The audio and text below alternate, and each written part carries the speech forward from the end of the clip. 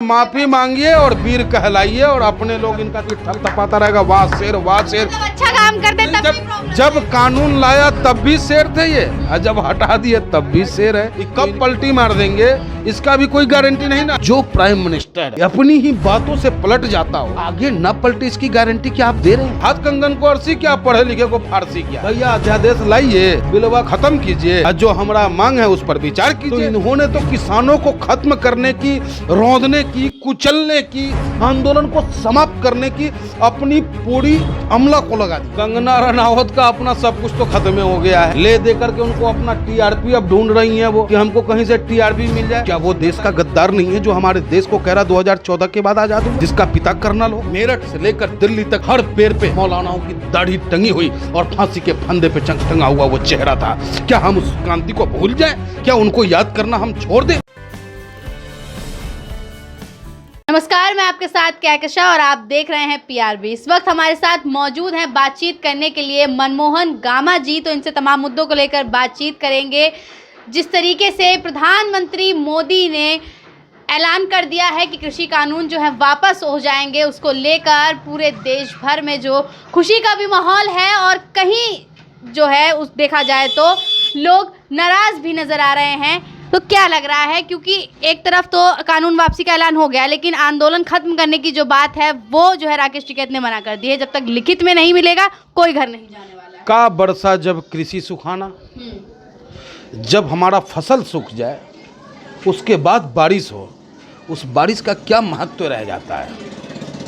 आज 1 सालों में, 11 महीनों में हमारे 700 किसानों ने शहादतें दी।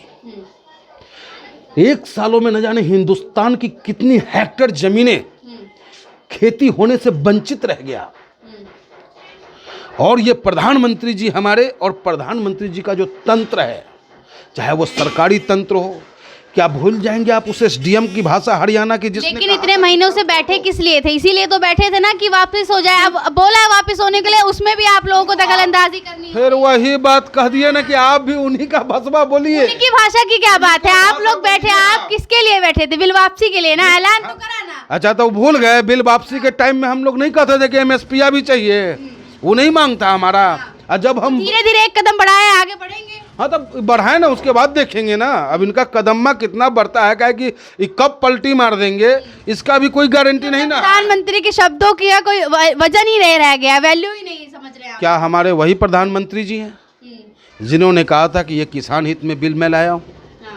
क्या ये वही प्रधानमंत्री जी हैं जिन्होंने हम किसानों को अलगाववादी, खालिस्तानी और आंदोलन जीवी कहने का काम किया था? किसान का शब्द भी यूज कर लिया है उन्होंने। अब किया है ना इन्होंने, तो अब इन्होंने हमें किसान एक्सेप्ट किया है। तो जो पीएम, जो प्राइम मिनिस्टर अपनी ही बातों से पलट जाता हो, तो आगे न पलटे, इसकी गारंटी क्या आप दे रहे हैं? आप दे गारंटी? तो कुछ दिन ही बाकी हैं संसदीय सत्र में, पता चल जाएगा। हाँ, तो कुछ दिनों की बात है। हाथ कंगन को अरसी क्या, पढ़े लिखे को फारसी क्या? भैया अध्यादेश लाइए, बिलवा खत्म कीजिए, और जो हमारा मांग है उस पर विचार कीजिए, टीम गठित कीजिए। अब जो मुकदमा हम किसानों पे दर्ज किया गया, अगर इतनी लंबी आंदोलन नहीं होती तो मुकदमा दर्ज नहीं होता। अगर ये हमारी मांग सही ढंग से मान लिए होते तो 26 जनवरी को जो घटना घटी, वो घटना जबकि हम किसानों के द्वारा नहीं प्रायोजित था, वो घटना इस सरकार की सोची समझी रणनीति का एक हिस्सा था। आपको मैं याद दिलाना चाहता हूं कि 22 जनवरी लास्ट मीटिंग थी हमारी नरेंद्र सिंह तोमर जी से। उस वक्त में हमारे नेता, किसान नेता 2 घंटा कृषि भवन में बैठे रहे हैं। अचानक नरेंद्र तोमर जी आते हैं और कहते हैं, सुनो भाई, 3 काला कानून तो वापस होने से रहा, और इसके आगे कोई बात हो तो बताओ, और नहीं तो 26 की तुम तैयारी करो और मैं भी कर रहा हूं। तो इन्होंने तो किसानों को खत्म करने की, रौंदने की, कुचलने की, आंदोलन को समाप्त करने की अपनी पूरी अमला को लगा दिया। लेकिन भला हो राकेश टिकैत जैसे नेतृत्व का, राकेश टिकैत जैसे नेता का, जिसने खुद पे तो दर्द लेना स्वीकार किया, लेकिन गाजीपुर बॉर्डर पे टिका रहा। इसका नतीजा है कि आज इतना बड़ा आंदोलन हुआ, और इस आंदोलन से यह हिंदुस्तान की राजनीति में पहला, आज़ाद हिंदुस्तान में यह पहला आंदोलन है कि इतनी लंबी चली। और दूसरी बात, ये पहली सरकार है कि एक पहला मुद्दा वो भी बैक फुट पर आकर के इसने वापस लेने का काम किया। नहीं तो आज तक जितने भी आंदोलन हो रहे हैं, चाहे वो छात्र अपने हक की बात कर रहा हो, बेरोजगार अपने रोजगार की बात कर रहा हो, आंगनवाड़ी अपने सैलरी की बात कर रहा हो, सबको सिर्फ ये सरकार लाठी चटकाने का काम किया, इसके अलावा कहीं कुछ नहीं किया। अच्छा, लेकिन अभी ओवैसी ने भी कहा है कि सीए एनआरसी जो है वो भी हम देश भर में लगा सकते हैं, उसका भी विरोध करेंगे। तो इसका विरोध तो हो रहा था, क्या लग रहा है अब इसको लेकर सब आगे क्यों बढ़ रहे हैं कि किसान बिल वापस हो गए, अब सीए एनआरसी पे पीछे क्यों लग गए हैं? देखिए, ये लोकतंत्र है और लोकतंत्र में हर किसी को अपना अधिकार है प्रोटेस्ट करने का, और ओवैसी जी अकेला आके बैठ के नहीं आंदोलन कर सकते हैं, है ना। आंदोलन एक मूव करती है, जनता करता है। जिस जनता को पीड़ा होगा जिस भी कानून से, वो आंदोलन करने का उसका राइट है, उसे आप नहीं रोक सकते प्रोटेस्ट करने से। अब मानना ना मानना वो सरकार के ऊपर निर्भर करता है। अगर हमारे साथ गलत होगा तो निश्चित रूप से हम आंदोलन करेंगे। अच्छा, कंगना रनौत जो है बड़ी नाराज हैं इस चीज़ से कि किसान बिल जो वापस क्यों ले लिए मोदी जी? कंगना रनौत का अपना सब कुछ तो खत्म हो गया है, ले दे करके उनको अपना टीआरपी अब ढूंढ रही हैं वो, कि हमको कहीं से टीआरपी मिल जाए। बताइए, जिस टीआरपी क्या जरूरत, इतनी बड़ी अभिनेत्री, अरे काहे की बड़ी अभिनेत्री, जिसके लिए होगा उसके लिए होगा। हम लोग नेता आदमी या अभिनेत्री पभिनेत्री की तरफ नहीं देखते हैं, हम लोग काम करने वाले को देखते हैं कि काम करने वाला कौन सा व्यक्ति होगा। क्या वो देश का गद्दार नहीं है जो हमारे देश को कह रहा 2014 के बाद आज़ाद हुआ, जिसका पिता कर्नल हो, उसके पिता फौज में रहे हैं। क्या मैं उनसे पूछना चाहता हूं कि तुम्हारे पिताजी क्या अंग्रेजों की गुलामी करी थी? नहीं, उन्होंने देश की रक्षा में अपना जवानी को दिया है। और तुम जो हो कहीं ना कहीं जयचंद की भाषा बोल रहे हो, जो हिंदुस्तान के किसी नागरिक को स्वीकार नहीं है। अच्छा, उनकी एक वीडियो भी वायरल हो रही है जिसमें वो कहती नजर आ रही है कि उन्हें अजान जो है वो पसंद है। पुरानी वीडियो है, उन पे तंज कस रहे हैं लोग कि ये 2014 से पहले वाली कंगना है, मतलब भाजपा पे डायरेक्ट तंज कसा जा रहा है। 2014 से पहले का हिंदुस्तान और 2014 के बाद के हिंदुस्तान में ये डिफिनेशन क्या है, फर्क क्या है, उस पर आपको जाना होगा। 2014 से पहले के हिंदुस्तान की पहचान महात्मा गांधी के सिद्धांतों पे था कि रघुपति राघव राजा राम पतित पावन सीताराम, अल्लाह ईश्वर तेरो नाम, सबको सन्मति दे भगवान। हमारे हिंदुस्तान की मजबूत पहचान ही है मंदिर से हो अजान और मस्जिद से जब घंटा बजे तब जाकर के होता है हिंदुस्तान की पहचान।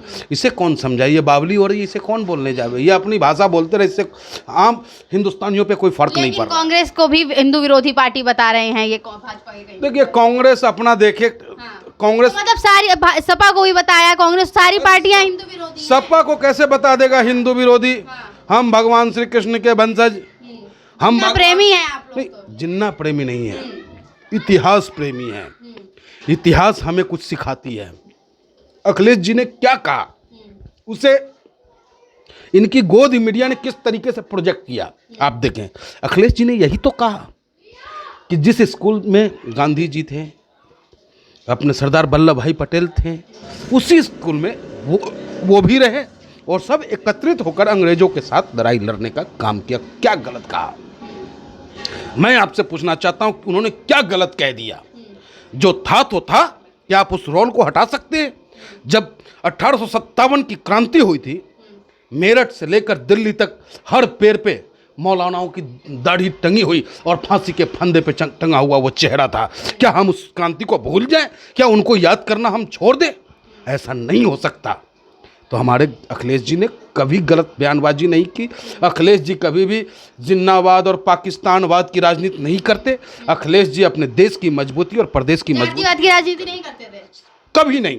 इल्जाम तो काफी लगे जातिवाद को लेकर, यादव करते रहते। देखिए, यादव, अब यादव है तो दूसरे तो हो नहीं जाएंगे हम। यादव है तो यादव ही कहा जाएगा। जातिवाद की राजनीति इसी को तो कहा जाता है। नहीं, जातिवाद की राजनीति भारतीय जनता पार्टी ने शुरू की है।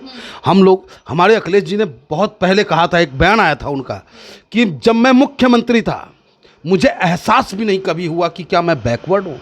हमने तो फॉरवर्ड बनकर जनता की सेवा की, फॉरवर्ड बनकर के प्रदेश का विकास किया। लेकिन इस भारतीय जनता पार्टी ने हमें आज ये एहसास करा दिया कि मैं पिछड़ा हूँ। वो दुखी मन से उन्होंने इस शब्द को कहा था, क्योंकि वो काम करने वाले बेटा हैं, प्रदेश को विकास की राह पर लाने वाले बेटा हैं। वो सभी जातियों को समान भाव से देखते हैं, सभी धर्मों को सम्मान देते हुए सबको साथ लेके चलने वाले नेता हमारे अखिलेश यादव हैं। सीएम योगी इतना बड़ा चेहरा माने जाते हैं, प्रधानमंत्री मोदी पूरे विदेशों में डंका तो बजाते हैं। वो दिन भूल गए जिस दिन योगी जी को कहा जा रहा था कि मुख्यमंत्री का पदवा छोड़िए, हम फलानवा को बैठाने वाले हैं, वो दिन भूल गए। तो भैया भाजपा कब क्या कहेगा इसकी कोई गारंटी नहीं है। आपसे भी निवेदन हम करते हैं बहन जी कि भैया देश और प्रदेश के हित में इनके काला गुजारी को उजागर कीजिए और जो समाज की सच्चाई है उसको समाज को परोसिए। तो ये थे हमारे साथ मनमोहन गामा जी। इनकी तरफ से क्या कुछ बातें निकल गई आई हैं आपने देखा ही है। बने रहिए PRB के साथ। धन्यवाद।